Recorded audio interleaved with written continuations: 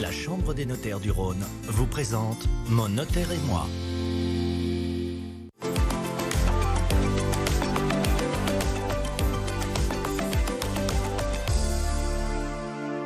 Bonjour à tous, c'est Jean, j'espère que vous allez bien. Bienvenue dans ce nouveau numéro de Mon notaire et moi. Vous le savez, c'est votre rendez-vous privilégié avec la Chambre des notaires du Rhône. Aujourd'hui, j'ai le plaisir d'accueillir Maître Christine Bellombès, membre de la Chambre des notaires du Rhône, qui va nous présenter la médiation. Alors bonjour Maître. Bonjour Jean. Est-ce que vous pouvez nous expliquer ce qu'est la médiation ? Tout simplement, la médiation, c'est un processus amiable de règlement des conflits. Et vous appelez ça ? J'appelle ça la justice douce. C'est un très joli terme. Et justement, on va pouvoir découvrir une simulation que vous avez tournée au centre de médiation. Bonjour mesdames. Bonjour madame. Bienvenue.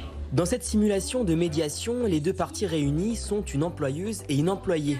L'objectif pour le médiateur est d'écouter, mais aussi d'observer attentivement chacune des parties, afin de se rendre compte du rapport qu'elles entretiennent dans ce conflit. L'écoute, elle est inconditionnelle. Dès l'entrée dans la salle, en fonction de la posture, de la manière de se présenter, de se placer, on comprend déjà beaucoup de choses. Il y a beaucoup de non-dits, mais des non-dits qui en disent beaucoup pour le médiateur. C'est plus compliqué quelqu'un qui ne parle pas que quelqu'un qui parle justement, pour arriver à lui faire dire ce qui ne va pas, où se trouve le conflit en fait. Il ne faut pas hésiter. Alors Marie-Pierre, si vous permettez, on va essayer, parce que j'ai l'impression que c'est difficile pour vous. Je sens que c'est difficile d'en parler. Dans ce cas de figure, l'employée ne se sentait pas comprise au quotidien, mais elle peut parvenir ici à s'exprimer en toute sérénité.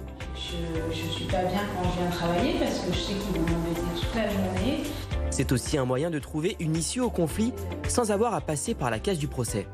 Devant le juge, les justiciables n'ont pas forcément toujours la parole. Parfois, c'est tout simplement ce qu'ils demandent. Et le fait déjà de pouvoir dire ça devant quelqu'un, dans un cadre bien particulier, d'être reconnu, et d'être entendu par l'autre médié, ça peut paraître énorme et ça peut permettre d'arriver à une solution très rapidement. Alors, est-ce que vous pouvez nous décrire ce qui s'est passé dans cette simulation ?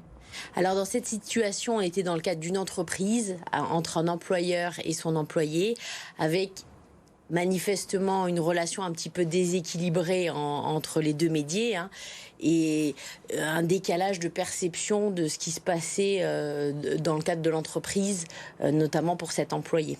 Alors on a vu qu'une des difficultés, c'est notamment d'arriver à faire parler les gens, à briser un petit peu les non-dits. Comment vous faites ?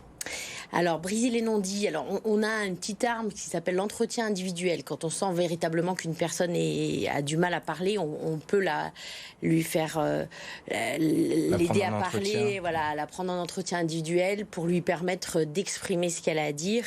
Et puis nous, on regarde les gens, on essaie d'écouter, c'est ce que je disais aussi dans le reportage, l'écoute inconditionnelle qui apparaît. Mais c'est une des questions, cette écoute inconditionnelle, c'est vraiment une des clés d'une médiation réussite ? Absolument.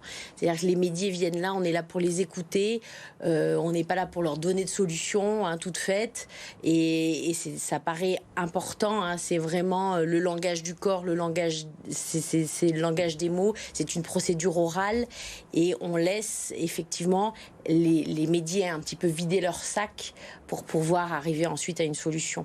L'idée, c'est un peu de créer une bulle de confiance, une bulle où les gens se sentent à l'aise pour arriver à s'exprimer. C'est absolument ça, c'est une bulle de confiance, tout à fait. Il faut absolument que les médiés se sentent bien, ne se sentent pas agressés, se sentent défendus ou écoutés. Et là, ça permet effectivement que les choses puissent se dire, surtout dans le cas précis qu'on avait vu, où la personne était vraiment très introvertie, très mal à l'aise. Il a fallu créer un climat de confiance, effectivement. Pour justement lui permettre de s'exprimer. Oui. Alors, dans quel cadre est-ce qu'on peut faire appel à la médiation ? Là, on a vu le cadre entreprise, mais quels sont les autres cadres ? Alors, la médiation peut intervenir dans beaucoup de cadres, je dirais presque n'importe quel cadre.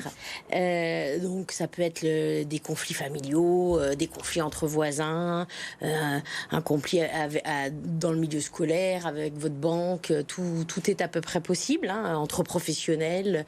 On peut vraiment faire appel à la médiation dans n'importe quel cadre, je dirais. Et justement, les notaires sont formés aujourd'hui, ou en tout cas une partie des notaires sont formés à ça ? Absolument. Nous avons ouvert un centre de médiation qui s'appelle Médiane, dans le département des Rhône, Ain et Loire. Et nous sommes formés, les médiateurs sont formés, les notaires qui font de la médiation sont formés et ont un cadre, il y a un cadre réglementaire bien précis pour pouvoir exercer la médiation. Donc c'est une activité réglementée? Absolument. C'est dans le code de procédure civile, donc on ne fait pas de la médiation n'importe comment, mais sans être formé pour ce faire. La formation est importante. Absolument. Merci beaucoup, Maître, pour cette présentation. Je vous en prie. Merci à vous d'avoir suivi cette émission. Et n'oubliez pas, on se retrouve dans un mois pour un nouveau numéro de Mon Notaire et moi. Et d'ici là, restez connectés sur BFM Lyon.